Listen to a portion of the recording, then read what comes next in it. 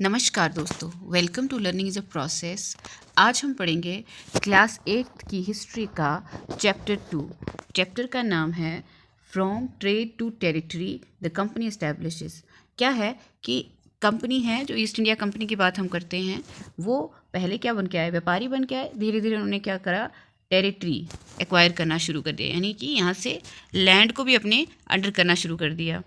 Aurangzeb was the last of the powerful Mughal rulers. He established control over a very large part of the territory that is known as India.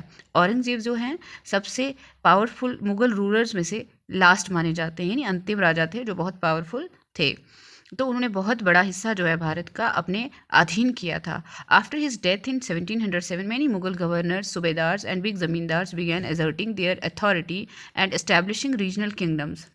उनकी डेथ के बाद यानी 1707 में बहुत सारे Mughal governors और जो सूबेदार हैं, बड़े बड़े ज़मींदार, जो उन्होंने अपने आप को स्वतंत्र घोषित करना शुरू कर दिया और अपनी जो रीजनल किंगडम्स बनाना शुरू कर दी, यानी कि छोटी छोटी अपने राज्य बनाना शुरू कर दिया, अपने अपने क्षेत्रीय राज्य। As powerful regional kingdom emerged in various parts of India, Delhi could no longer function as an effective center.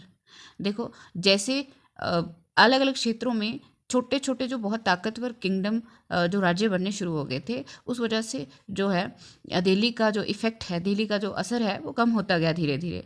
By the second half of the 18th century, however, a new power was emerging on the political horizon, the British.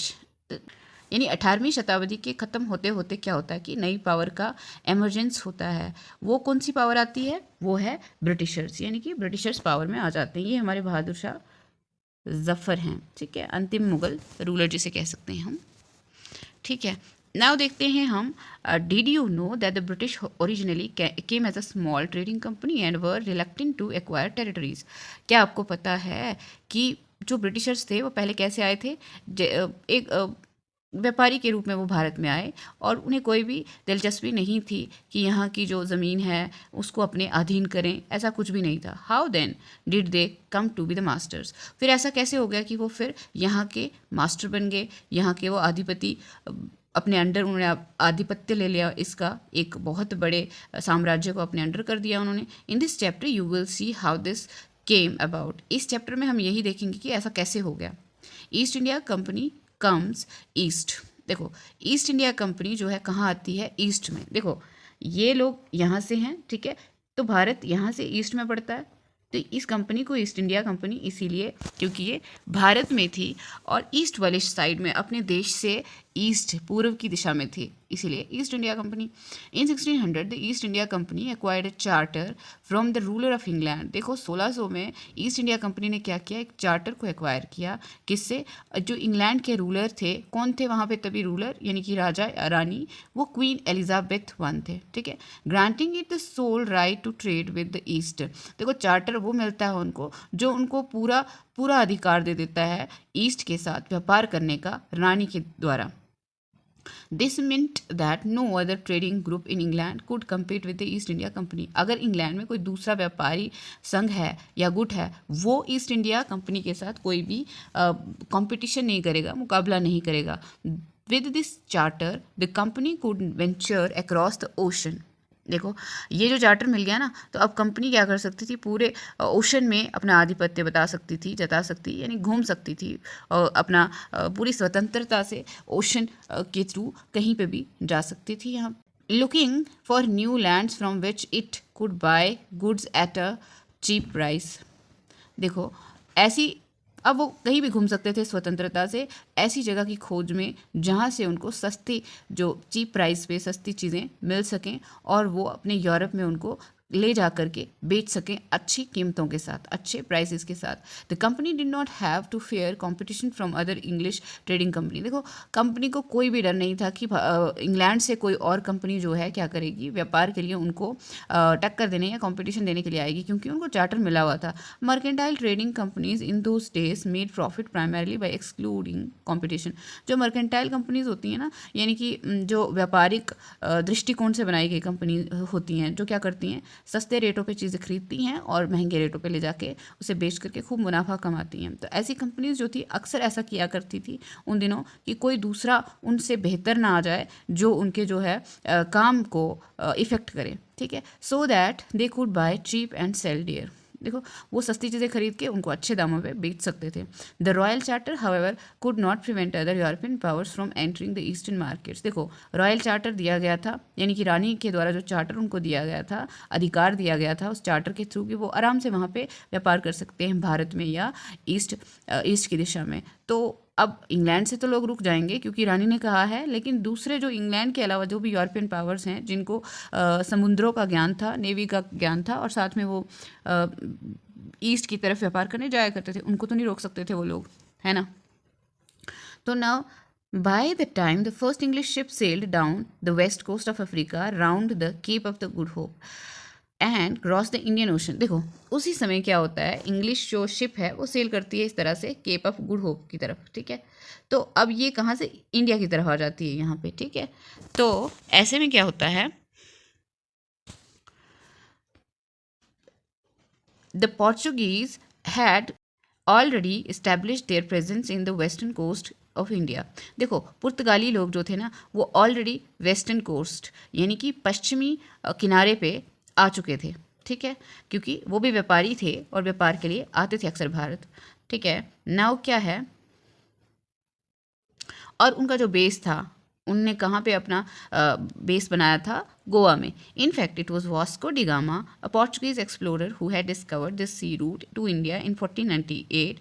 Bye the early 17th century the Dutch too were exploring the possibilities of the trade to the Indian Ocean, in the Indian Ocean. ऐसा था कि जो Portuguese Vasco da gamma थे वो 1498 में भारत आ चुके थे और 17वीं शताब्दी में जो थे, क्या होता है कि डच भी भारत में आ जाते हैं, किस लिए, व्यापार करने के लिए, और इंडियन ओशन में वो व्यापार की अपने लिए अपॉर्चुनिटीज़ ढूंढते हैं, मौके ढूंढते हैं। Soon the French traders arrived on the sea in the scene, ठीक है।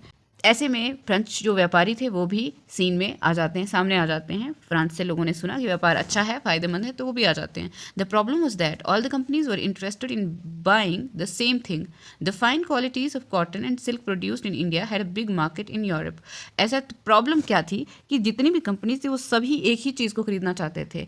वो चाहते थे कि अच्छी क्वालिटी का जो कॉटन है उनको मिल जाए और सिल्क जो भारत में होता था वो मिल जाए, जिसकी बहुत डिमांड कहाँ थी, यूरोप में। बहुत लोग उसे पसंद करते थे खरीदना। तो pepper, cloves, cardamom and cinnamon too were in great demand. देखो, काली मिर्च हो गई, लौंग हो गया, इलायची हो गई, दालचीनी हो गई, इस तरह के जो मसाले हुआ करते थे भारतीय, ये भी बहुत मशहूर थे यूरोप में, खरीदना लोग इनको भी पसंद करते थे। Competition amongst the European companies inevitably pushed up the prices eight which these goods could be purchased. देखो, जो आपस में इनका कंपटीशन था ना, तो इससे क्या हो गया कि प्राइस बढ़ गया। अब देखो, चीज़ थोड़ी है, कंपनीज बहुत ज़्यादा हैं और खूब सारी चीज़ें उनको चाहिए भी, तो ऐसे में क्या हो गया, प्राइस बढ़ा दिया गया, कीमतें बढ़ गई और भारतीय जो कृषि से जुड़े हुए लोग थे या व्यापारी थे उन्हें काफ़ी फ़ायदा होता था इससे। And this reduced the profit that could be earn. तो इससे क्या हो गया कि जो ईस्ट इंडिया कंपनी थी वो खूब सारा जो प्रॉफिट कमा सकते थे वो कमाने में मुश्किल हो रही थी उनको, वो कमा नहीं पा रहे थे। The only way the trading companies could flourish was by eliminating rival competitors. तो जो रास्ता सिर्फ एक ही था कि जो व्यापारिक कंपनियां थी वो फ्लरिश कर सकती थी, वो आगे बढ़ सकती थी। कैसे, एलिमिनेट कर, निकालने के बाद जो अपने दुश्मन लोग थे उनको भगाने के बाद, ताकि वो वहाँ हो ही नहीं तो उनका कंपटीशन ही नहीं होगा। फिर जिस रेट पे वो खरीदना चाहें वो खरीद सकते हैं, क्योंकि उनको बेचना है और ज़्यादा रेट कोई नहीं देगा। The urge to secure market therefore led to fierce battle between the trading companies through the 17th and the 18th centuries. They regularly sank each others ship. ऐसा था कि अब मार्केट चाहिए थी सबको, ठीक है, अपने लिए एक ऐसी बाज़ार चाहिए था जहाँ पे वो क्या कर सकते थे, खूब सारी सामान खरीद सकते थे, बेच सकते थे। तो इस चीज़ के लिए, अपने व्यापार को बचाने के लिए कंपनियां क्या करती थी, अक्सर एक दूसरे के साथ लड़ती थी, जिसकी वजह से क्या हुआ, 17th और 18th सेंचुरीज में वो लगातार क्या हो गया, एक दूसरे की शिप्स को डुबाते रहे, ठीक है, सामान की शिप्स को दूसरे की डुबा देना, ऐसा करना, ब्लॉकेड करते थे, रास्ते रोक देते थे और उनकी शिप्स को रोक देते थे। जो अपने दुश्मन की नाव है उसको रोक देते थे, जहाज़ थे समुद्री जो, उन्हें रोक देते थे। तो ताकि जो सप्लाईज थी एक जगह से दूसरी जगह उनके थ्रू ना पहुंच के उन खुद कंपनी अपने हाथों से भेजे ताकि उन्हें फ़ायदा हो सके। Trade was carried on with arms and trading post were protected through fortification. अब व्यापार कैसे होता था, उसमें उनको हथियारों का भी इस्तेमाल करना पड़ता था और अपने जो एरिया होता था जो उनका, उसको वो क्या करते थे, घेराबंदी किलाबंदी कर देते थे ताकि वो सुरक्षित रहे। This effort to fortify settlements and carry on profitable trade also led to intense conflict with local rulers. The company therefore found it difficult to separate trade from politics. Let us see how this happened. देखो, जो कोशिशें करी जाती थी ना क्या करने की, 45 करने की, यानी कि किलाबंदी करने की और एक एक बहुत ही फ़ायदेमंद व्यापार करने की।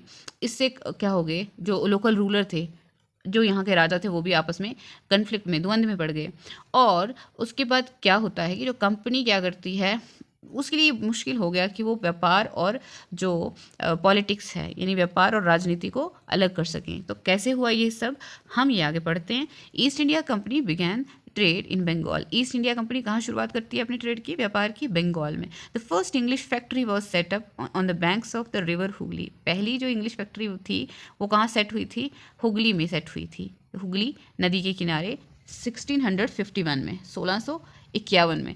This was the base from which the company's traders known at that time as factors operator. ऐसा था कि ये जो था, यहाँ से हुगली रिवर के किनारे से क्या होता था ना, फैक्ट्री से जो सारा सामान था लाने ले जाने में नदियों के रास्ते से आसानी होती थी। तो कंपनी के व्यापारियों के लिए ये जो था एक बेस कैंप था, यहाँ पे लोगों ने शुरुआत की थी। Known at that time was factors operated. The factory had a warehouse where goods for exports were traded. देखो स्टोर्ड। कंपनी का एक फैक्ट्री का क्या होता था, वेयर हाउस, जहाँ पे सामान इकट्ठा करके रखते थे वो, किसके लिए, वो उसका निर्यात कर सकें यानी उन्हें बेच सकें, एक्सपोर्ट कर सकें। And it had offices where company officials sat. As trade expanded, the company persuaded merchants and traders to come and settle near the factory. तो क्या होता है कि कंपनी ने क्या कर दिया, जो कंपनी ने किसको मना दिया, मर्चेंट्स को मना दिया गया और ट्रेडर्स को मनाया कि वो फैक्ट्री के आसपास रहें ताकि वहाँ से सामान ले जाने में आसानी हो उनको। By 1696 it began building a fort around the settlement. 1696 में इन्होंने एक किलाबंदी करना शुरू कर दी अपने एरिया में। 2 years later it bribed Mughal officials into giving the company zamindari rights over the 3 villages. 2 साल बाद क्या होता है कि इन्होंने कंपनी के लिए ज़मींदारी राइट मांगे 3 गाँव में। कहाँ पे, वन ऑफ दीज कालीकटा। तो ये उन 3 गाँव में से एक गाँव कालीकता भी था। As it is known today, it also persuaded the Mughal emperor, जैसा कि आज हम इसको जानते हैं। और उन्होंने मुगल एम्पर को मना भी लिया। Aurangzeb to issue a farman granting the company the right to trade duty free. उन्होंने औरंगज़ेब को किस लिए मना लिया कि वो एक फरमान जारी करे कि जो कंपनी है वो किसी तरह का भी कोई शुल्क उसको देना ना पड़े व्यापार करने के लिए। उस चीज़ को बचाने के लिए उन्होंने फरमान निकलवाया मुगल राजा से। The company tried continuously to press for more concessions and manipulate existing privileges. Company ने हमेशा से किया था कि जो कंसेशंस को रोकने की कोशिश की थी, ठीक है, और वो मैनिपुलेट करती थी कि जो एग्जिस्टिंग प्रिविलेजेस औरंगजेब के फरमान के उनको थे। For instance had granted only the company the right to trade duty free. उन्होंने सिर्फ व्यापार करने के लिए बोला था कंपनी को। हमारे यहाँ के शासक ने क्या बोला कि आप सिर्फ व्यापार कर सकते हैं जो ड्यूटी फ्री होगा। तो but officials of the company who were carrying on private trade on the side were expected to pay duty. लेकिन जो ऑफिशियल्स हुआ करते थे कंपनी के, जो प्राइवेट तरीके से यानी कि अपने अलग से ही व्यापार करते थे, उनसे उम्मीद करी जाती थी कि वो ड्यूटी पे करें। दे रिफ्यूज टू पे, तो उन्होंने मना कर दिया, ठीक है। जब प्राइवेट ऑफिशियल्स को बोला गया, उन्होंने भी व्यापार की जो ड्यूटी है पे करने से मना कर दी, causing an enormous loss of revenue for Bengal. How could the nawab of Bengal Murshid Quli Khan not protest. देखो ऐसा हो गया कि अब वो क्या करते थे, टैक्स तो आने नहीं लगा क्योंकि हर तरह के व्यापारी कंपनी के, जो चाहे गवर्नमेंट के थे चाहे वो प्राइवेट थे, कोई भी उनको टैक्स नहीं देता था। इस वजह से क्या हो गया, बंगाल थोड़ा पैसों के लिहाज से दिक्कत में आना शुरू हुआ। How trade led to battles. अब व्यापार ने किस तरह से युद्धों को जन्म दिया, कैसे हो गए युद्ध व्यापार की वजह से? Through the early 18th century conflict between the company and the nawabs of Bengal intensified. देखो अर्ली 18th सेंचुरी में क्या होता है कि एक कन्फ्लिक्ट हो जाता है, आपस में झगड़ा हो जाता है कंपनी और नवाब ऑफ बंगाल के बीच में, जो बढ़ जाता है after the death of Aurangzeb. Aurangzeb की डेथ के बाद वो और भी बढ़ जाता है। The Bengal nawab exerted their power and autonomy as other regional powers were doing at that time। देखो जो बंगाल के नवाब थे उन्होंने अपनी पावर और अथॉरिटी को और एटॉनमी को घोषित कर दिया गया था, कर दिया कि हम अपनी जगह पे स्वतंत्र हैं, अपना कार्य खुद से कर सकते हैं, हमें किसी की भी और ज़रूरत नहीं है। As other regional powers were doing at that time. उस समय जैसे दूसरी क्षेत्रीय जो राज्य होते थे वो करते थे, वैसे ही बंगाल के लोगों ने भी किया। ठीक है, each one of them was a strong ruler. उनमें से हर कोई क्या था, एक बहुत ही मजबूत राजा था। They refuse to grant the company concessions, demanded large tribute for the company's right to trade. देखो वो लोगों ने मना कर दिया कंपनी को कोई भी ढील देने के लिए। उन्होंने बल्कि बहुत खूब सारा ट्रिब्यूट मांगा, खूब सारा पैसा मांगा, किसके बदले में? कि कंपनी अगर व्यापार करना चाहती है उसके लिए। Denied it any right to mint coins and stopped it for extending its fortification. और कंपनी को मना कर दिया गया कि वो क्या करेंगे, फोर्टिफिकेशन नहीं करेंगे, वो यानी किलाबंदी भी नहीं करेंगे और वो अपने कॉइन भी नहीं बनाएंगे। कौन? ब्रिटिश ईस्ट इंडिया कंपनी वाले।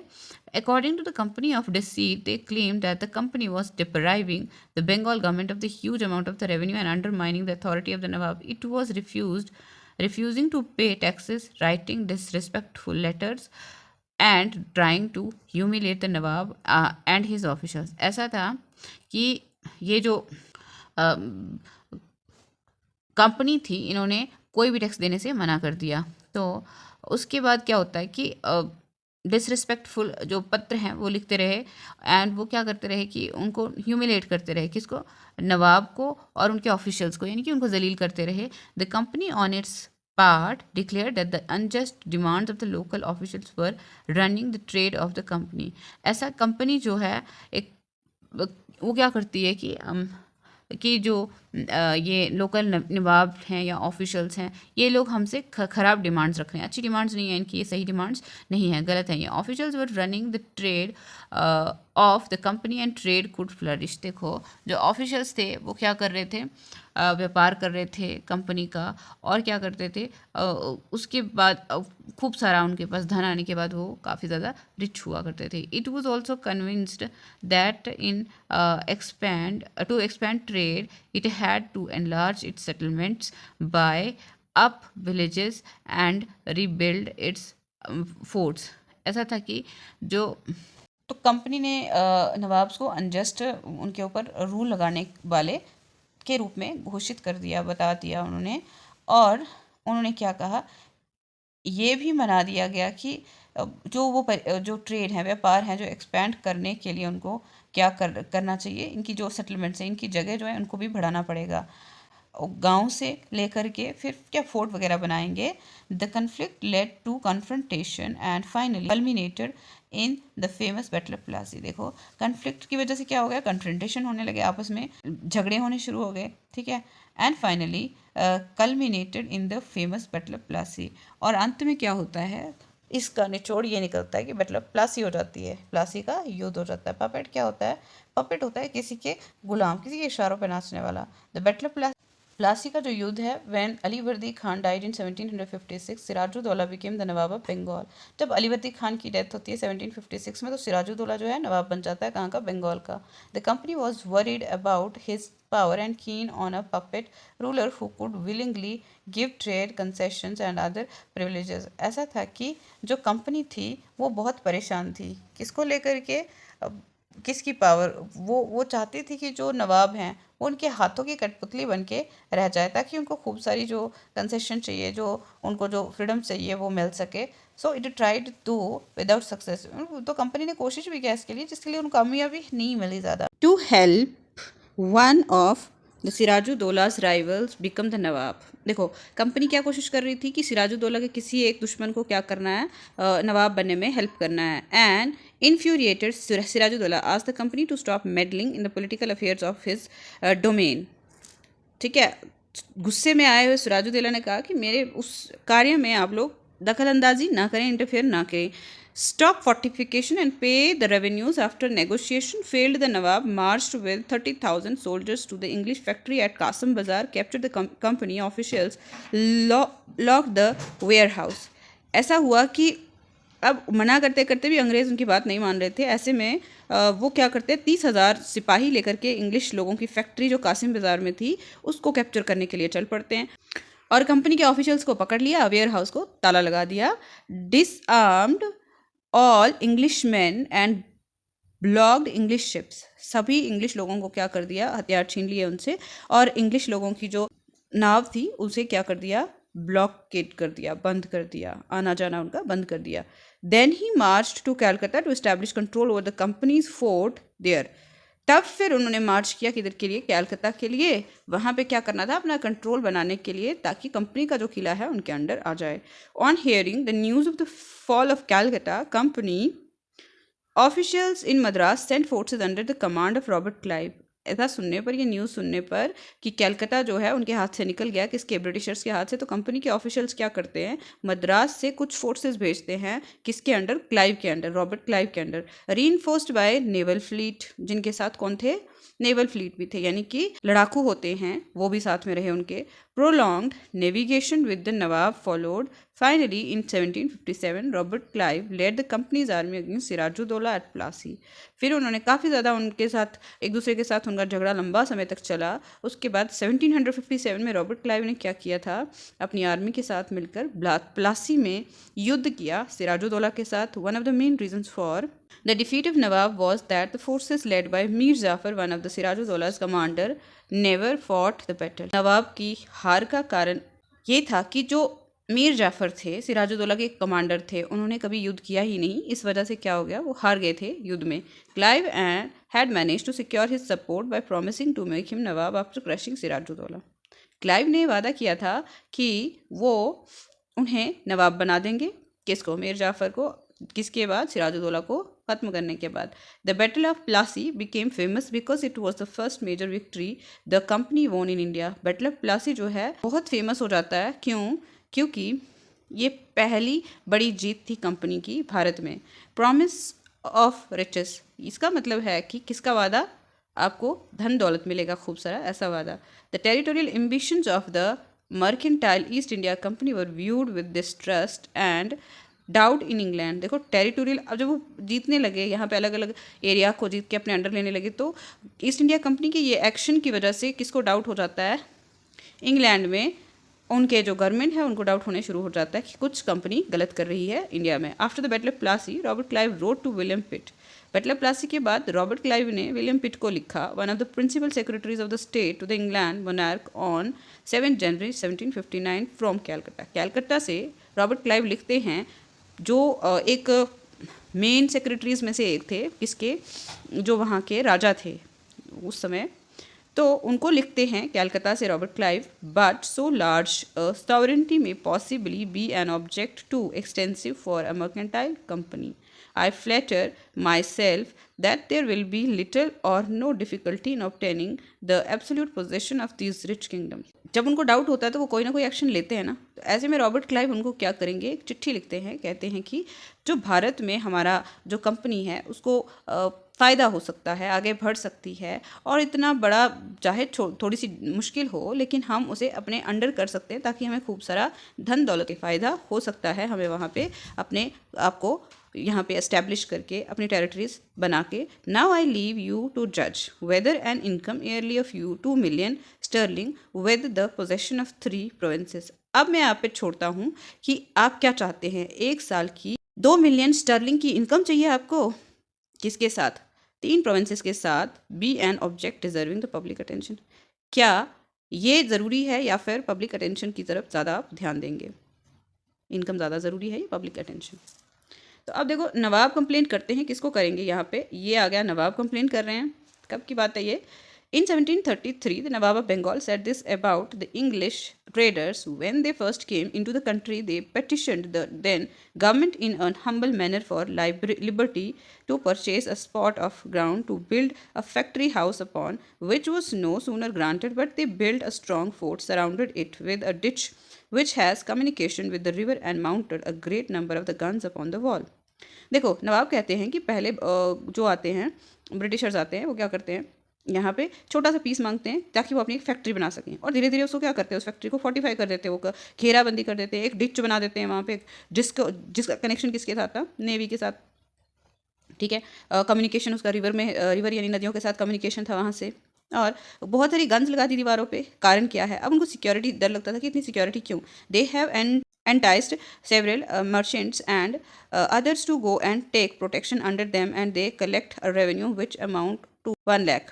They rob and plunder and carry great number of the king's subject of both sexes into slavery into their own country.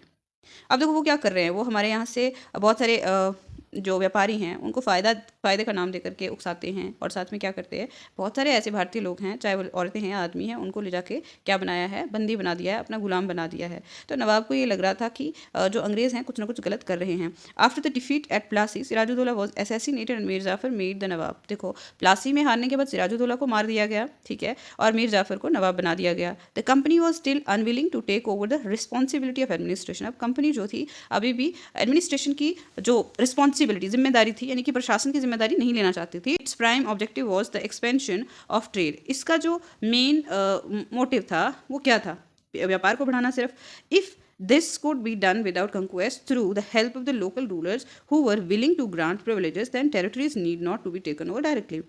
उन्हें चाहिए था व्यापार में फ़ायदा, अगर ये यहाँ के लोकल नवाब उनको खूब सारी अगर प्रिविलेजेस दे रहे हैं तो उन्हें क्यों करना है डायरेक्टली उस जगह को रूल। तो इसलिए वो कभी भी डायरेक्टली चाहते नहीं थे यहाँ पे रूल करना, ठीक है। Soon the company discovered that this was rather difficult for even the puppet nawabs were not always as helpful as company wanted them to be. बहुत ही जल्द कंपनी को ये एहसास हो जाता है कि ये बहुत ही मुश्किल था, ठीक है। जो पपेट नवाब होते थे, यानी कि जो उनकी कठपुतलियाँ होती थी, वो हमेशा उनके हेल्पफुल होते नहीं थे जैसा कंपनी चाहती थी। तो after all they had to maintain a basic appearance of dignity and sovereignty if they wanted respect from their subject. तो उनको क्या करना पड़ेगा, अब उनको अपना कुछ ना कुछ अपीयरेंस बना के रखना पड़ेगा ताकि उनकी जो इज्जत है, उनकी जो संप्रभुता है, वो अगर रिस्पेक्ट चाहते हैं अपने सब्जेक्ट से तो कुछ ना कुछ उनको करना पड़ेगा। What could the company do, अब कंपनी कर क्या सकती है। When Mir Jafar protested the company deposed him and installed Mir Qasim in his place.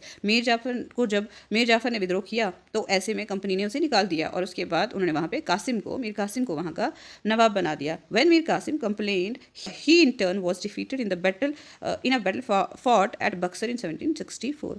अब मीर कासिम ने जब शिकायत की तो उसे भी क्या कर दिया गया, उसके साथ युद्ध किया गया। कब का युद्ध है ये, बक्सर का युद्ध है, बैटल ऑफ बक्सर जिसे कहते हैं 1764 में। ये दूसरी बड़ी जीत है अंग्रेज़ों की भारत में। ड्रिवन आउट ऑफ बंगाल, और मीर कासिम को बंगाल से भगा दिया गया। एंड मीर जाफर वॉज री इंस्टॉल्ड, अब मीर जाफर को दोबारा से वहाँ रख दिया गया।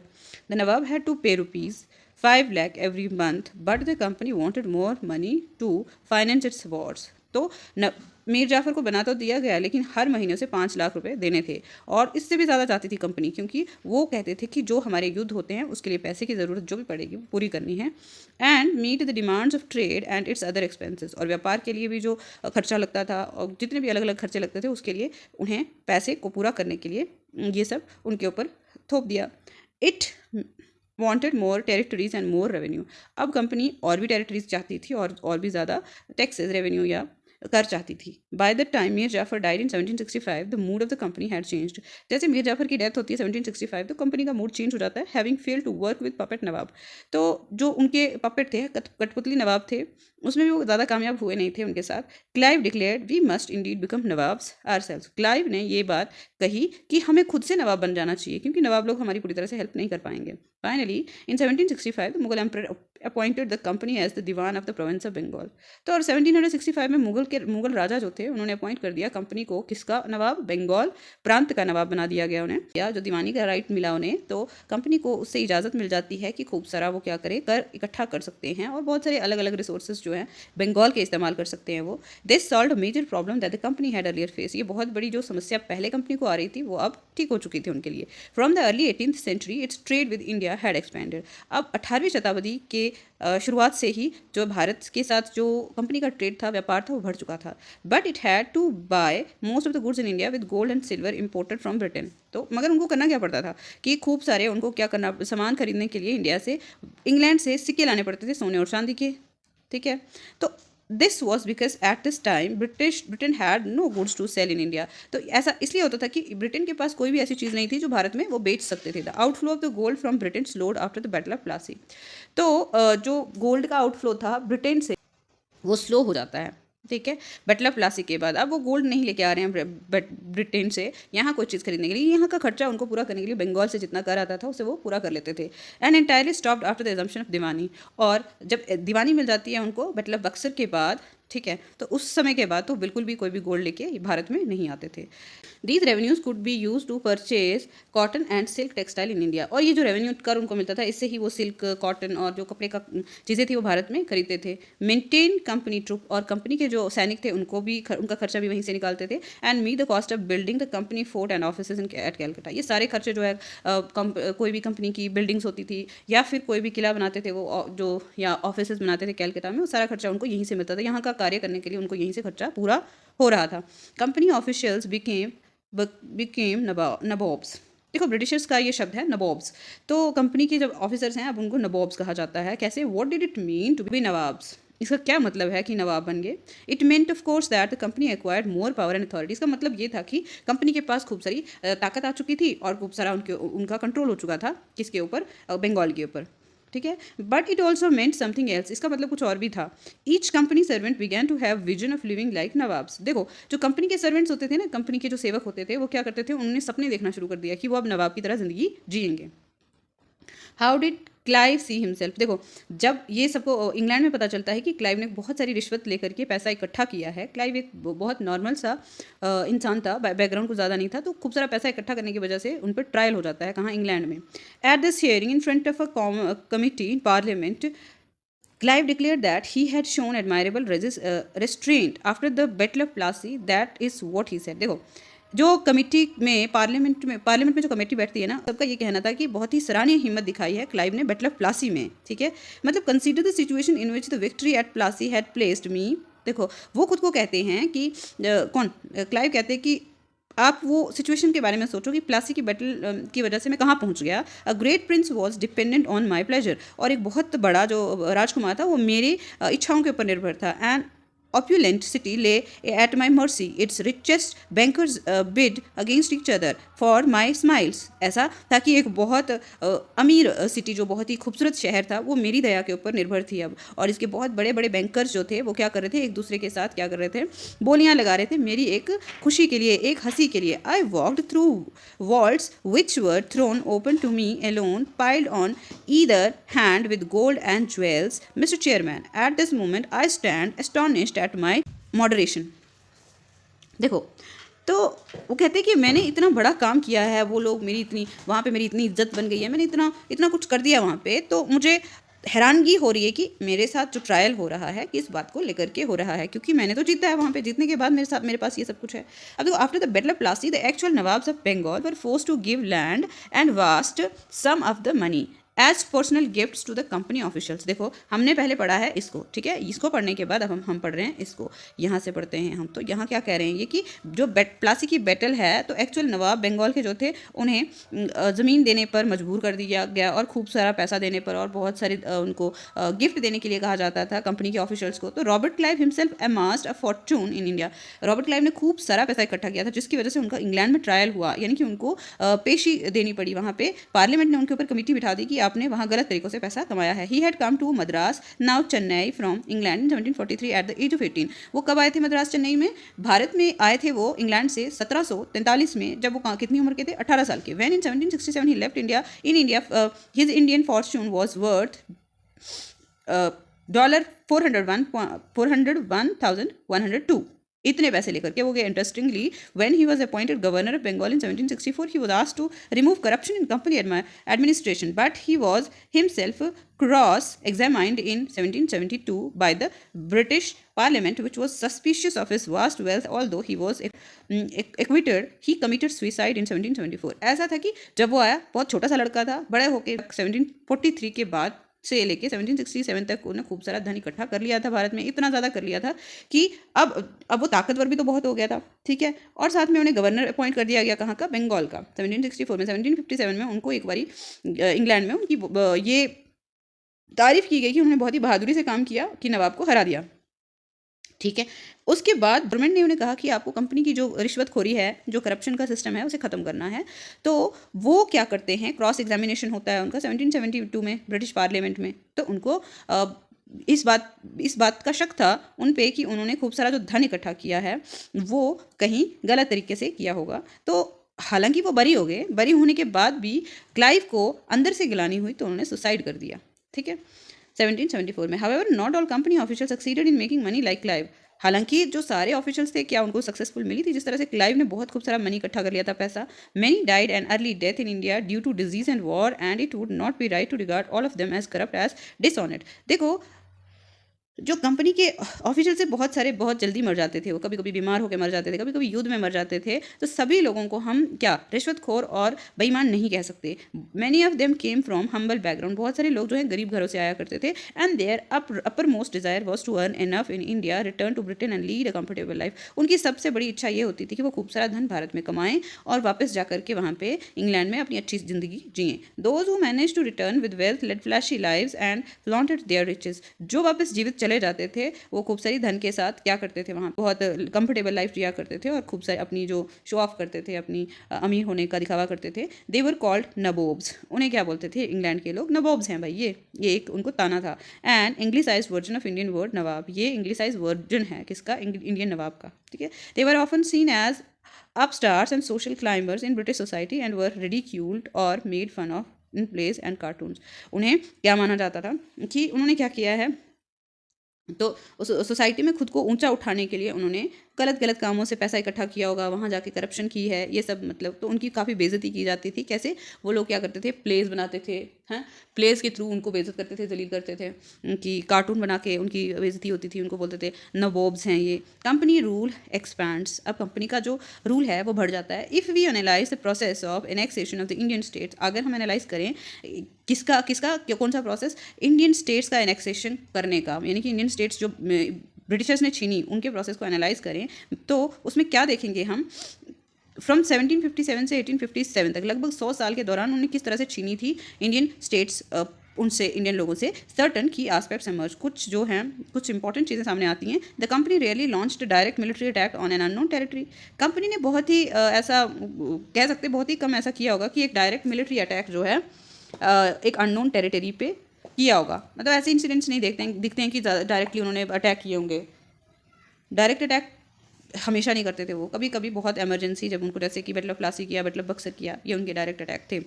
Economic and diplomatic methods to extend its influence before annexing an Indian kingdom. तो वो यूज़ क्या करते थे, वो अलग अलग इस्तेमाल करते थे मेथड, कि किसी एक टेरिटरी को अपने अंडर कैसे किया जाए. उसमें वो राजनीतिक मेथड इस्तेमाल करते थे, या फिर आर्थिक कोई तरीका ढूंढ लेते थे, या फिर कोई ऐसा डिप्लोमेटिक जो है मेथड ढूंढ लेते थे अपनी जो टेरिटरी को बढ़ाने का. After the battle of Buxar 1764 the company appointed residents in Indian states. अब क्या होता था कि बैटल ऑफ बक्सर जब होता है 1764, तो कंपनी क्या करती है, रेजिडेंट्स को कर देती है अपॉइंट, कहाँ पे, इंडियन स्टेट्स में.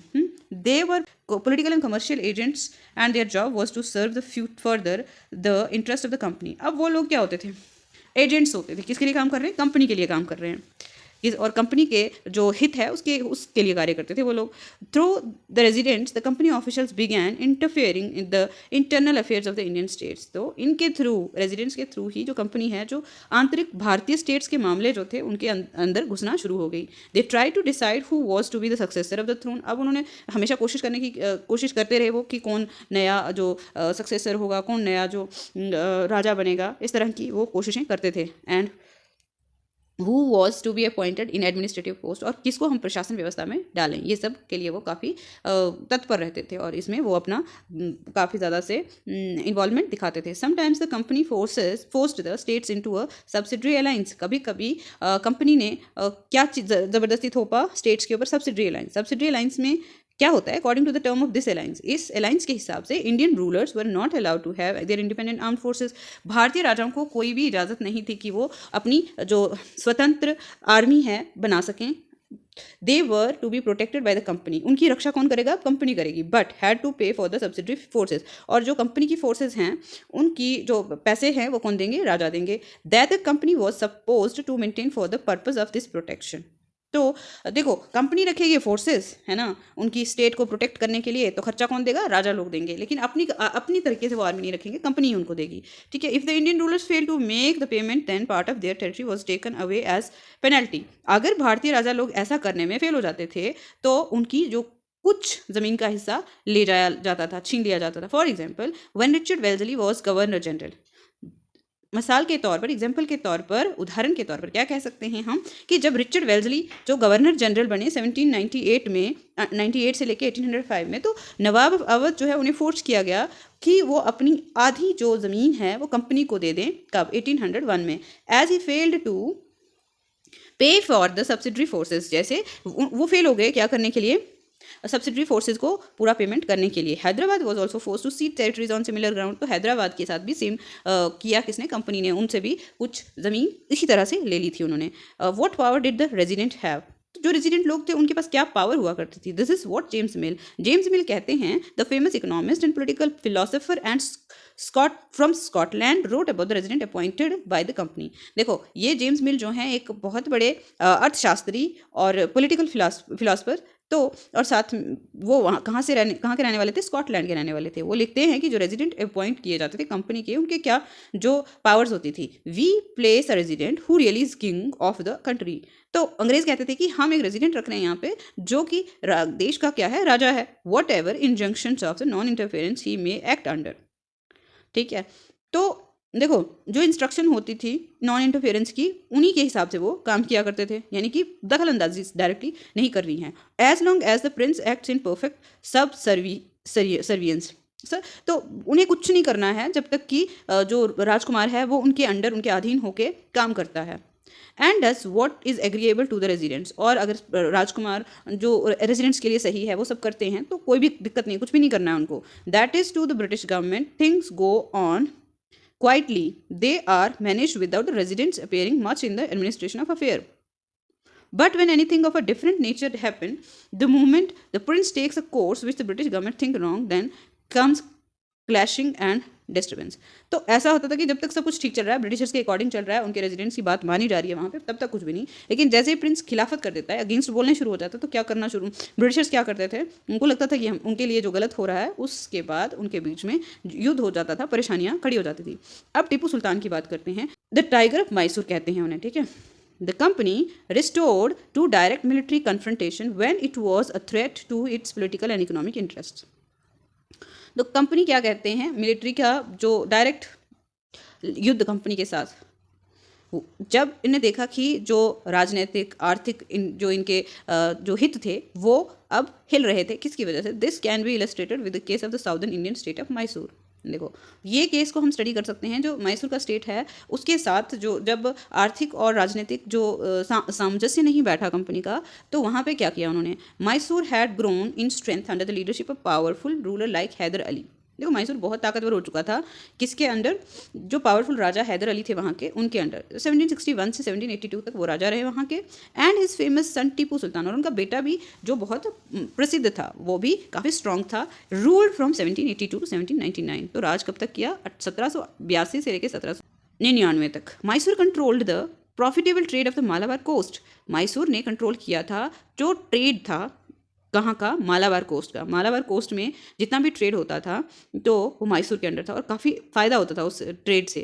तो where the company purchase pepper and cardamom, जहाँ से कंपनी क्या खरीदती थी, काली मिर्च खरीदती थी और इलायची खरीदती थी. In 1785 Tipu Sultan stop the export of sandalwood. अब 1785 में टीपू ने रोक दिया जो चंदन का एक्सपोर्ट होता था, निर्यात होता था, बेचते थे, वो मना कर दिया. पेपर एंड कार्डमम भी. Through the ports of his kingdom, उन्हें अपने जो वहाँ की उनकी बंदरगाहें थी वहाँ से उन्होंने मना कर दिया ये सब निर्यात करने के लिए, ठीक है। And this allowed local merchants from trading with the company, और वहाँ के जो लोकल व्यापारी थे उनको भी मना कर दिया कि कंपनी के साथ वो व्यापार नहीं करेंगे। He also established a close relationship with the French in India, उन्होंने फ्रेंच लोगों के साथ एक बहुत अच्छा संबंध स्थापित कर दिया। And modernised his army with their help, और अपनी जो आर्मी थी उसे काफ़ी ज़्यादा नवीनीकरण कर दिया उसका उन लोगों की मदद से। द ब्रिटिश वर फ्यूरियस, अब ब्रिटिश बहुत गुस्से में थे, तिल मिला उठे थे वो। They saw Haidar and Tipu as ambitious, arrogant and dangerous rulers who had to be controlled and crushed. उनको लगता उन्होंने उनके लिए एक धारणा बना के रखी थी कि जो हैदर अली और टीपू सुल्तान है वो बहुत ही एम्बिशियस हैं, यानी कि काफ़ी ज़्यादा उनके ऊंचे मकसद हैं और घमंडी हैं और ख़तरनाक भी हो सकते हैं, क्योंकि उन्हें अगर हम कंट्रोल नहीं करेंगे और ना ही उन्हें क्रश करेंगे तो ऐसा व्यापार के लिए हानि हो सकती है हमारे। 4 wars were fought with Mysore 1767 to 69, 1780 to 84, 1790 to 92 and 1799।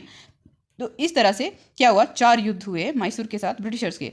Only in the last the battle of Seringapatam, मतलब सेरिंगापट्टनम जो लास्ट बैटल थी, did the company ultimately win a victory, तो कंपनी ने जीत हासिल कर ली उसमें। टीपू सुल्तान वॉज किल्ड, अब टीपू सुल्तान को मार दिया गया। डिफेंडिंग हिज कैपिटल सेरिंगापट्टनम, वो अपनी कैपिटल को सुरक्षित करने के लिए सेरिंगापट्टनम में युद्ध लड़ रहे थे, तब उनकी मृत्यु हो जाती है। Mysore was placed under the former ruling dynasty of Wodeyars, अब वोडियार लोग राजा थे वहाँ के मैसूर के पहले, तो उन्हीं के अंडर टीपू सुल्तान और उनके फादर भी काम करते थे। तो अब उनको वापस से दे दिया गया उनका राज्य और उनके ऊपर सब्सिडरी अलायंस को डाल दिया गया। सब्सिडरी अलायंस हमने पहले समझा कि क्या था। अब देखो द लेजेंड ऑफ टिपू, देखो टिपू से जुड़ी हुई कुछ दंत कथाएं कि क्या कहते हैं उनको, काफ़ी बहादुर राजा थे ना अपने स्टेट के, तो कुछ कथाएं हैं उनकी। Kings are often surrounded by legends and their powers glorified through folklore, देखो किंग्स के लिए हमेशा अक्सर क्या हुआ करता है कि उनके लिए बहुत सारी दंत कथाएं बनाई जाती हैं, उनकी जो पावर्स हैं, जो उनकी ताकत थी उसे खूब प्रदर्शित करके दिखाया जाता था, जो वहाँ के जो लोकगीत होते थे उनमें। Here is a legend about Tipu Sultan who became the ruler of Mysore in 1782, एक दंत कथा है टीपू सुल्तान के लिए जो कहाँ के राजा बन जाते हैं, मैसूर के 1782 में। It is said that once he went hunting in the forest with a French friend, वो एक बारी ऐसा कहा जाता है कि वो एक बारी जंगल में जाते हैं अपने एक फ्रेंच दोस्त के साथ क्या करने के लिए, शिकार करने के लिए। There he came face to face with the tiger, वहाँ उन्हें एक टाइगर का सामना करना पड़ा। His gun did not work and his dagger fell to the ground, देखो गन उनकी काम ही नहीं कर रही थी और जो खंजर था वो भी ज़मीन पे गिर गया। He battled with the tiger unarmed until he manage to reach down and pick up the dagger, तो उन्होंने टाइगर के साथ युद्ध करना बिना किसी हथियार के शुरू कर दिया जब तक कि ना वो नीचे झुके पहुंच गए अपने खंजर तक। Finally he was able to kill the tiger in the battle, और अंत में टाइगर को उन्होंने मार दिया युद्ध में, ठीक है। After this he came to be known as the tiger of Mysore, तो उसके बाद ये दंत कथा के अनुसार ही उन्हें बाघ कहा जाता है मैसूर का। He had the image of the tiger on his flag, तो उनके झंडे पे भी एक टाइगर की इमेज बनी होती थी। वॉर विद द मराठास, अब अंग्रेज़ों की वॉर किसके साथ हो जाती है, मराठा लोगों के साथ होती है। From the late 18th century, the company also sought to curb and eventually destroyed Maratha power with their defeat in the Third Battle of Panipat in 1761। देखो लेट 18th सेंचुरी यानी कि 19th सेंचुरी के आते आते क्या होता है कि वो मराठा के अगेंस्ट भी खड़े हो गए थे ब्रिटिशर्स, क्योंकि तब तक जो मराठा थे वो उनकी पावर कम हो चुकी थी। जब थर्ड बैटल ऑफ पानीपत होती है 1761 में, तब मराठा हार जाते हैं। तो अब जो ब्रिटिशर्स को लगता है कि वो कमज़ोर हो चुके हैं। Dream of ruling from Delhi was shattered, किसका, मराठा लोगों का, क्योंकि अब वो ताकतवर नहीं बचे थे। They were divided into many states under different chiefs, अब वो अलग अलग स्टेट्स में विभाजित थे, प्रांतों में विभाजित हो चुके थे अलग अलग सरदारों के अंडर। बिलोंगिंग टू डायनेस्टी, अलग अलग वंशों के अंदर थे वो, such as Scindia, Holkar, Gaikwad and Bhonsle. तो कौन कौन थे, सिंधियाज थे, होलकर थे, गायकवाड़ थे और भोंसले थे, ये सब लोग अलग अलग अपने अपने परिवारों से राज कर रहे थे। These chiefs were held together as a confederacy. Confederacy क्या होता है, under a Peshwa principal minister who became its effective military and administrative head based on Pune. देखो इनका जो मेन हेड होता था वो कहाँ पे था, पुणे में था। तो कन्फेडरेसी वो क्या करते थे, एक कन्फेडरेसी के अंडर एक दूसरे के साथ जुड़े हुए थे, एक अलायंस था उन सभी मराठा परिवारों में कि सब लोग एक होकर के पुणे के जो पेशवा हैं हेड हुआ करते थे। Mahadji Scindia Fadnavis were two famous Maratha soldiers and statesmen of the late 18th century। देखो महादजी सिंधिया और जो नाना फडणवीस थे ना, बहुत ही प्रसिद्ध थे मराठा सैनिकों में, जो और काफ़ी ज़्यादा उनके होनहार होने के चर्चे हुआ करते थे। The Marathas were subdued in a series of Wars, जो मराठा थे उन्हें क्या किया गया, तोड़ा गया, तो अलग अलग युद्धों के जरिए in the first war that ended in 1782 with the treaty of Salbai, पहला युद्ध होता है 1782 में, जिसमें ट्रिटी कौन सी होती है, सालबाई की। There was no clear victor, हालांकि वहाँ पे कोई भी साफ विजेता दिखता नहीं था। The second Anglo Maratha war 1803 to 1805 was fought on direct front, तो दूसरी मराठा वॉर जो थी वहाँ पे सीधा एक दूसरे के साथ आमने सामने होकर उन्होंने युद्ध किया है, और resulting in the British gaining Odisha and the territories north of the Yamuna river including Agra and Delhi. तो इसका नतीजा ये होता है कि ब्रिटिशर्स को जो यमुना के उत्तर की तरफ जितना भी जगह थी वो सब जगह मिल जाती है, उड़ीसा मिल जाता है, और दिल्ली, आगरा वगैरह सब उनके अंडर आ जाता है सेकेंड एंग्लो मराठा वॉर के under. Finally the third Anglo Maratha war in 1817 to 19, तीसरी जब युद्ध होता है एंग्लो और मराठा का, इसमें क्या होता है, क्रश्ड मराठा पावर, इससे मराठा पावर को क्रश कर दिया गया, मतलब समाप्त कर दिया गया। The Peshwa was removed and sent away to Bithur near Kanpur with the pension, अब पेशवा को रिमूव कर दिया गया, हटा दिया गया, वहाँ से उन्हें बिठूर में पहुँचा दिया, पुणे से बिठूर में चले गए, वो कहाँ पे पड़ता है, ये कानपुर में, एक पेंशन के साथ भेज दिया गया उन्हें। The company now had complete control over the territories south of the Vindhyas, अब विंध्या के जो दक्षिण में जो टेरिटरीज थी उन सब पे किसका कब्जा है, कंपनी का कब्जा हो जाता है। The claim to paramountcy, paramountcy क्या होता है कि अब वो सबसे ऊपर हो चुके हैं, यानी कि वो अब यहाँ के मालिक बन चुके थे। It is clear from the above that from the early 19th century the company pursued an aggressive policy of territorial expansion.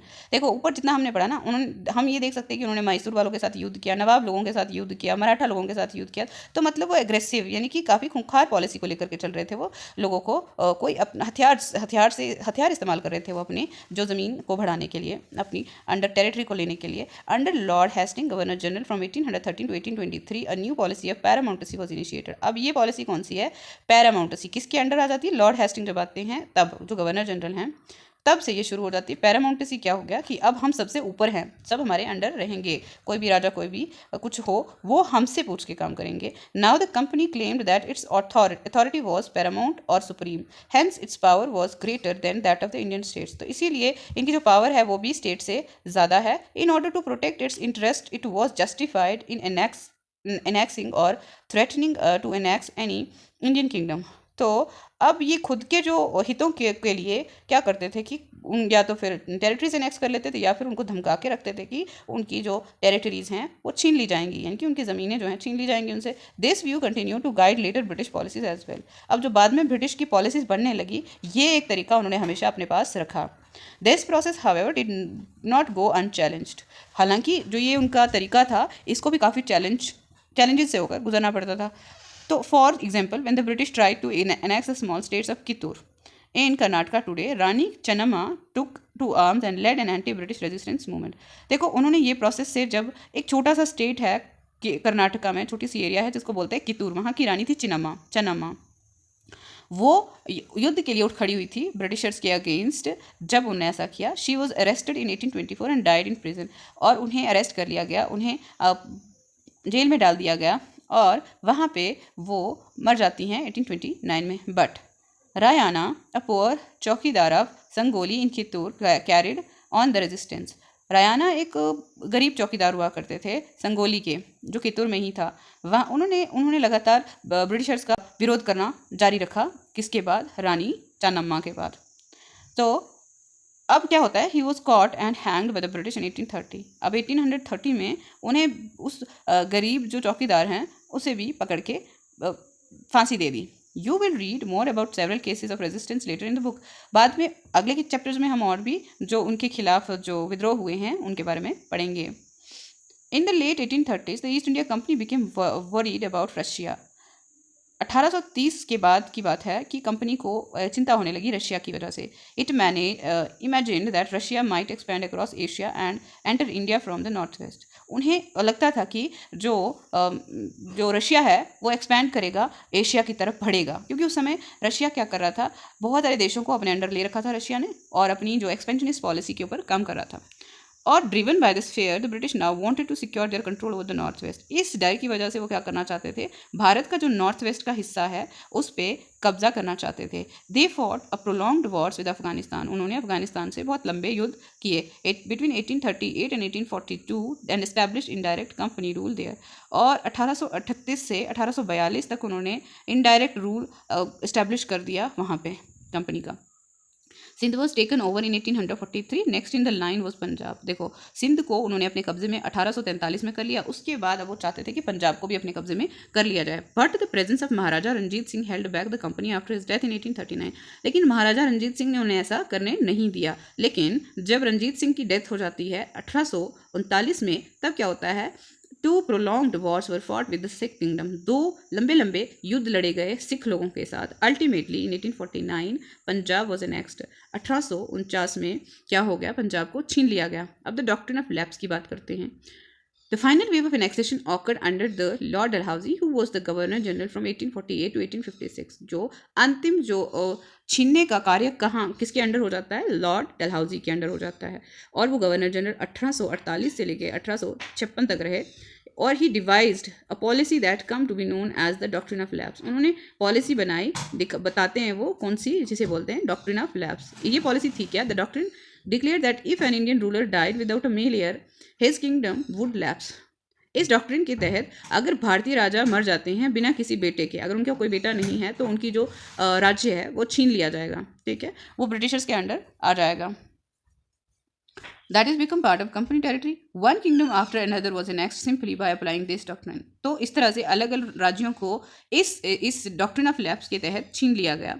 देखो, सतारा नाम की जो जगह है वो 1848 में छीन ली गई। संबलपुर 1850, उदयपुर 1852, नागपुर 1853 एंड झांसी 1854। इस तरह से अलग अलग जगहों को छीना गया डॉक्ट्रिन ऑफ लैप्स के under. Finally in 1856 the company also took over Awadh. 1856 में कंपनी ने अवध को अपने अंडर कर लिया। This time the British had an added argument. एक आर्ग्यूमेंट उनके पास क्या था कि they said that they were obliged to by duty to take over Awadh in order to free the people from the misgovernment of the Nawab, enraged by the humiliating way in which the Nawab was deposed. The people of Awadh joined the great revolt that broke out in 1857. ऐसा हो जाता है कि अब Britishers ने यहाँ पे, अवध एक ऐसी जगह थी जहाँ पे नवाब के खूब सारे बेटे थे। अब वहाँ पे वो तो कर नहीं सकते थे, उनको डॉक्ट्रिन ऑफ लैप्स लगा नहीं सकते थे, तो उन्होंने उनके ऊपर क्या इल्ज़ाम लगा दिया कि वहाँ पे गवर्नमेंट ठीक से नहीं चला रहे, मिस गवर्नमेंट हो रही है, वहाँ पे अच्छे से जो है कार्य नहीं हो रहा है राज्य में। लोगों को उस परेशानी से बचाने के लिए नवाब को हटा दिया गया। और उसके बाद क्या हो जाता है कि अवध के लोग भी 1857 के रिवोल्ट को ज्वाइन कर लेते हैं, ठीक है। ये देखो, ये हमारा एरिया है, अलग अलग जो उन्होंने छीना है। जैसे लाहौर, पंजाब, यहाँ पे कौन होते थे, रंजीत थे, फिर दिल्ली आ गया। इसके इस तरफ जो अफगानिस्तान वाली साइड है उनके ऊपर अटैक किया गया। ये मराठा का एरिया हुआ करता था, ये भी छीना गया। इस तरह से अलग अलग एरियाज़ को छीनने में उन्होंने कोई भी कसर नहीं छोड़ी। अब देखो, setting up a new administration. देखो, पहले क्या होता था कि इस प्रशासन का जो प्रक्रिया थी वो भारतीय रूल्स के हिसाब से चलती थी। Warren Hastings, governor general from 1773 to 1785, ये भारत के गवर्नर जनरल रहते हैं।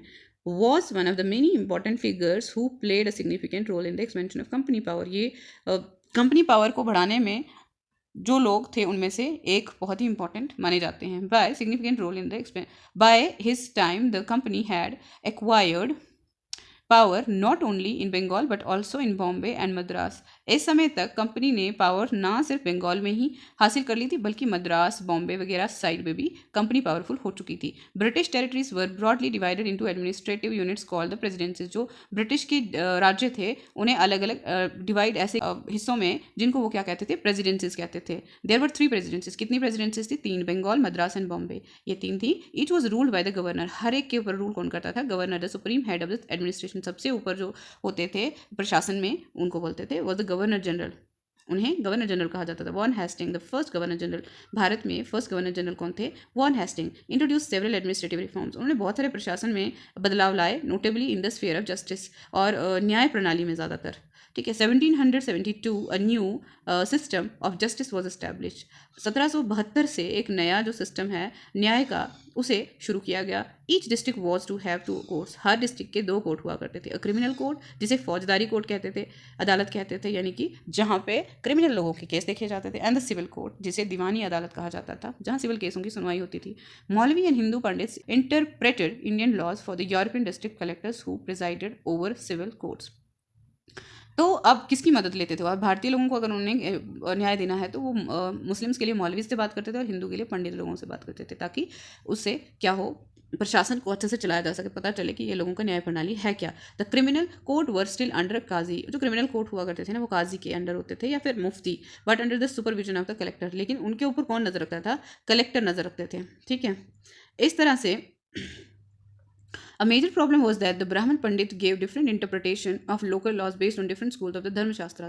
प्रॉब्लम ये थी कि पंडित जो थे, ब्राह्मण जो थे, अलग अलग तरह से कानून को बताते थे, क्योंकि धर्मशास्त्र में अलग अलग तरीके से बताए गए हैं। अब ब्रिटिशर्स को ये समझ नहीं आता था। To bring about uniformity in 1775 11 pandits were asked to compile a digest of Hindu laws. तो एक समानता लाने के लिए कहा गया 11 पंडितों को 1775 में कि आप लोग क्या करो, एक हिंदू लॉ बुक बना दो। एन बी हल had translated his digest into English. ये जो लिखा गया कानून जो बनाया गया, इसे एक एन बी हल हैड जो है उन्होंने इंग्लिश में बदल दिया। By 1778 a code of Muslim law was also compiled for the benefit of European जजेस। तो एक 1778 में मुस्लिम लॉ भी बनाया गया ताकि जो है यूरोपियन जजेस को आसानी हो जाए यहाँ पे जो है सोल्यूशन देने में।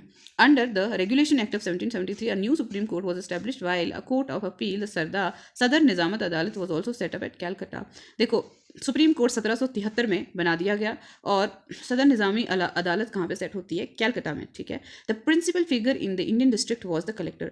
तो इंडिया की जो डिस्ट्रिक्ट हुआ करती थी ना, वो कलेक्टर उनके हेड हुआ करते थे। आज के समय में भी हमारे यहाँ डीसी होते हैं ना, डिप्टी कलेक्टर, जो हेड करते हैं। तो इसी तरह से डिस्ट्रिक्ट में उस समय भी उन्होंने शुरू किया। As the title suggest, his main job was to collect revenue and taxes and maintain laws and order in his district. तो उनका काम क्या होता था? आजकल टैक्स नहीं कलेक्ट करते हैं डीसीज, बट वो लॉ एंड ऑर्डर मेंटेन रखते हैं, ये तब भी करते थे। और किसकी मदद से करते थे? वो जजेस की मदद से, पुलिस ऑफिसर्स, दरोगास, इन सब की मदद से करते थे ये सब वो। His office the collectorate become the new centre of power and patronage that speedily replaced previous holders of authority. तो धीरे धीरे कलेक्टोरेट का जो ऑफिस है वो सेंटर बनता गया पावर का, वहाँ पे सारी शक्ति का केंद्र माना जाने लगा वहाँ पे, और पुराने जो भी शक्ति के केंद्र हुआ करते थे उनका अस्तित्व खत्म होता गया। The company army. अब हम देखते हैं कि जो company colonial rule in India brought in some new ideas of the administration and reforms, but its power rested on its military. देखो, प्रशासन के अलग अलग तरीके लाए गए कंपनी के द्वारा, लेकिन मिलिट्री इनकी ताकत का सबसे बड़ा सोर्स था। The Mughal army was mainly compose of cavalry. Mughal की जो आर्मी थी उनके पास सिर्फ कैवेलरी ज़्यादा थी उनकी, यानी कि घुड़सवार ज़्यादा हुआ करते थे उनके पास। सवार train soldiers on the horse back and infantry. उनके पास पैदल चलने वाले भी कुछ सैनिक हुआ करते थे, दैट इज पैदल foot soldiers. They were given training in archery. उन्हें धनुष चलाने की ट्रेनिंग दी जाती थी, तीरंदाजी का ट्रेनिंग देते थे। And the use of sword. The cavalry dominated the army and Mughal states did not feed the need or to have the large professionally trained infantry। लेकिन जो trained infantry थी, यानी कि जो तीरंदाज लोग होते थे, ये लोग उनको ज़्यादातर ट्रेनिंग नहीं दिया करते थे। Rural areas had a large number of armed peasants and the local zamindars often supply the Mughal with पैदल सोल्जर्स। तो गांव में ज़्यादातर जो किसान होते थे उन्हीं को वो सैनिक बना लिया करते थे, ट्रेनिंग नहीं देते थे। लोकल जो जमींदार होते थे वही अपने किसानों को वहाँ पे पैदल सोल्जर्स के रूप में भेज दिया करते थे। A change awkward in the 18th century when Mughal successor states like Awadh and Banaras started recruiting peasants into their armies and training them as professional soldier। एक बदलाव आता है 18वीं शताब्दी में, जब मुगल सक्सेसर थे जैसे कि अवध और बनारस, उन्होंने पीजेंट्स को आर्मीज़ में ट्रेनिंग दे करके एक अच्छे प्रोफेशनल सैनिक बना के शुरू कर दिया लेना। The East India company adopted the same method when it began recruitment for its own army. तो ईस्ट इंडिया कंपनी ने भी ऐसा ही मेथड अपनाया जब उन्होंने अपनी आर्मी बनाना शुरू की, which came to be name as the sipahi army from the Indian word sipahi meaning soldier. देखो, तो ये सिपाही बनाते थे अपने, यानी कि जो भारतीय एक सोल्जर को क्या बोलते हैं? सिपाही। A warfare technology change from 1820 the cavalry requirement of the company's army declined. तो 18वीं शताब्दी 1820 के बाद क्या है, कैवेलरी की जो ज़रूरत है वो कम कर दी गई। तो अब टेक्निक जो है चेंज हो गई युद्ध करने की। This is because the British empire was fighting in Burma. ऐसा इसलिए क्योंकि जो ब्रिटिश लोग थे वो बर्मा में लड़ाई कर रहे थे। आज के समय का जो म्यांमार है उसको बर्मा कहते हैं। Afghanistan and Egypt where soldiers were armed with muskets and matchlocks. देखो यहाँ पे इन्होंने युद्ध किया किसके साथ, अफगानिस्तान के साथ, इजिप्ट के साथ और बर्मा के साथ। तो यहाँ पे सोल्जर्स के पास क्या होता था, बड़ी बड़ी गन्स होती थी, है ना, गन्स यूज़ करते थे वो।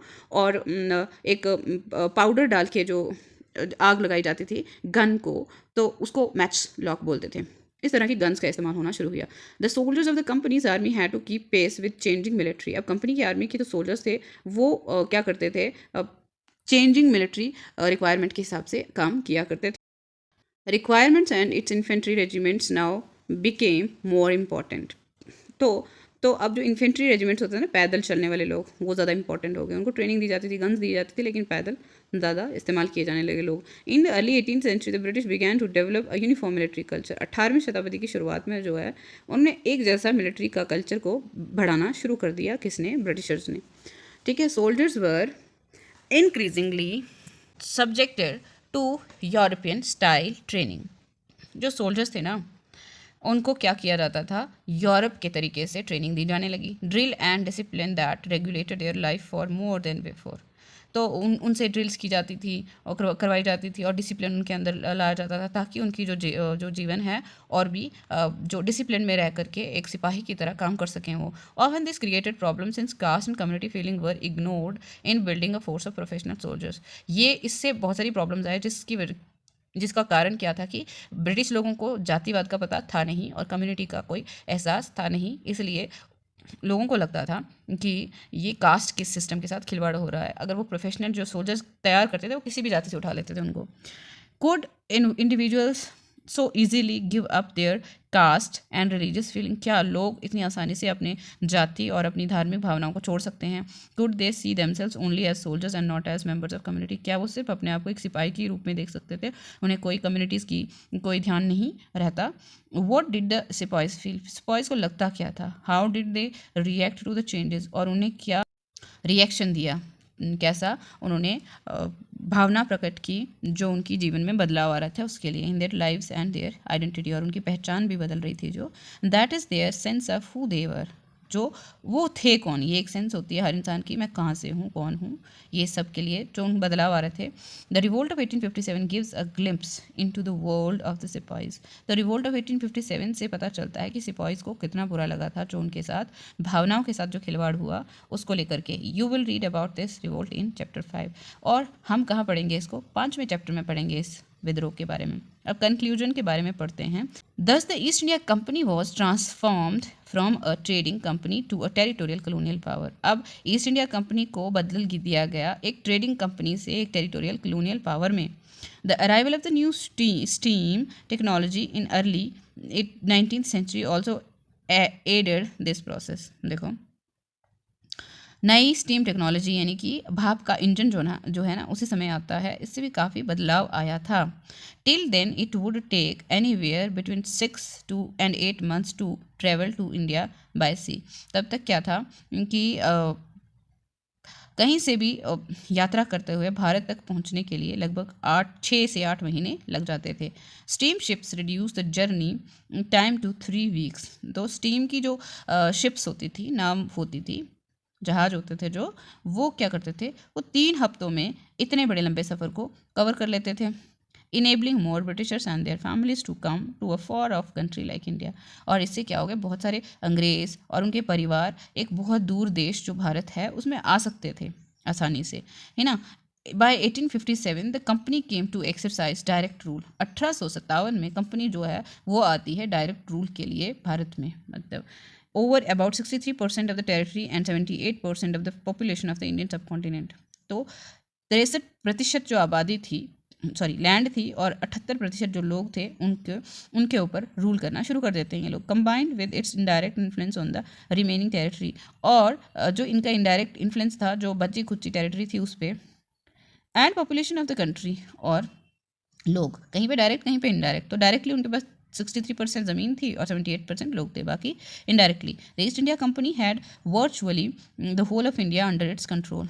तो हम कह सकते हैं कि ईस्ट इंडिया कंपनी ने ज़्यादातर भारत को अपने अंडर कंट्रोल में कर लिया था। अब देखो एल्सवेयर की पढ़ाई हम करते हैं, देखते हैं इसमें क्या लिखा है। उन्होंने slave trade in South Africa, बहुत इंपॉर्टेंट है ये भी। तो क्या है, the Dutch trading ships reached southern Africa in the 17th century, soon a slave trade began. देखो डच व्यापारी जो थे ना, वो कहाँ पहुँच जाते हैं, दक्षिण अफ्रीका में पहुँच जाते हैं 17वीं शताब्दी से, जहाँ से किसका व्यापार शुरू हो जाता है, स्लेव्स का, गुलाम लोगों का व्यापार शुरू हो जाता है। People were captured, chained and sailed in slave market. लोगों को पकड़ा जाता था, बांध के उनको स्लेव मार्केट्स में, गुलामों की जो मंडियाँ लगती थी वहाँ पे भेज दिया जाता था। When slavery ended in 1834 there were 36,774 privately owned slaves at the Cape located at the southernmost tip of Africa. देखो जब 1834 में स्लेवरी को ख़त्म कर दिया गया, तब 36,774 जो स्लेव्स थे, गुलाम थे, वो कहाँ पे थे, सिर्फ केप टाउन में थे। केप टाउन अफ्रीका का जो है वहाँ पे थे।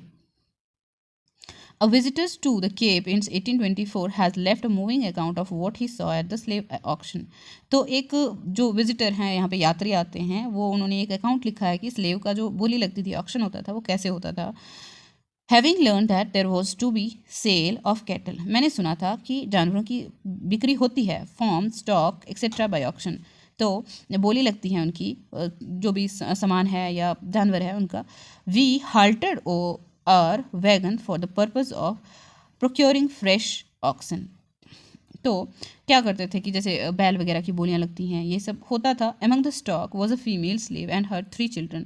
एक फीमेल स्लेव की बात करते हैं ये राइटर, कहते हैं कि उनके 3 बच्चे हैं उनके साथ। The farmers examined them as if they had been so many head of cattle, they were sold separately.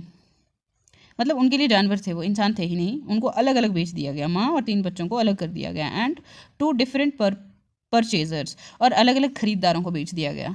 The tears and anxiety, the anguish of the mother. देखो अब माँ रो रही है, बिलख रही है, तड़फ रही है। While she cast heart rending look upon her children, उसका मतलब दिल में एकदम से दर्द पैदा करने वाला ऐसा नज़र डालती है, अपने बच्चों की तरफ देखती है। And simply and touching sorrow of the poor young ones while they clung to their distraught parents से वो दूर जा रहे हैं, वो भी दर्द से भरे हुए हैं। Contrasted with the marked intensivity and jocular countenance of the spectators. देखो ये एक दर्द भरी दास्तां है देखने वाले के लिए, किसी के लिए भी, कोई भी अगर इसको देखता है तो वो दर्द से भर उठता है कि एक माँ को उसके बच्चों से जानवरों की तरह अलग कर दिया जाता है कि गुलाम मंडी में। हमने ये नहीं पढ़ा, I impeach the common enemy and oppressor of all. ये कौन कहता है? इम्पीच करना होता है, क्या होता है? निकाल देना। Here is a passage from Edmund Burke's eloquent opening speech during the impeachment of Warren Hasting. जब वॉरेन हेस्टिंग को इम्पीच किया जाता है, यानी कि उनको निकाल दिया जाता है उनकी पोस्ट से, कौन कहता है? एडमंड बर्ग्स की बात है ये। वो कह रहे हैं, I impeach him in the name of people of India. मैं भारत के लोगों के लिए उसे निकाल रहा हूँ संवैधानिक तरीके से। तो whose right he has trodden under his foot and whose country he has turn into desert. ये उस इंसान ने क्या किया है? भारतीय लोगों के जो हक हैं उनको अपने पाँव के नीचे कुचला है और साथ में उनके देश को एक बंजर भूमि बना दिया है। Lastly in the name of a human nature itself, और इंसानियत के लिए अंत में अगर कहो आप तो, in the name of both the sexes, in the name of every age, में आदमी औरतों के लिए और हर उम्र के लोगों के लिए इनको निकालता हूँ। In the name of every rank, हर रैंक के इंसान के लिए। I impeach the common enemy of the oppressor of all, सबको दबोच के रखने वाले ऐसे दुश्मन को मैं इम्पीच कर रहा हूँ। ये एडमंड बर्ग्स ने कहा है अपनी स्पीच में वॉरेन हेस्टिंग्स के अगेंस्ट, जब उन्हें उनकी करतूतों के बारे में पता चलता है। ठीक है, तो इस तरह से चैप्टर हो गया हमारा समाप्त। मिलेंगे हम क्वेश्चन आंसर की वीडियो में अगले वीडियो के साथ। तब तक के लिए पढ़ते रहिए, बढ़ते रहिए। धन्यवाद।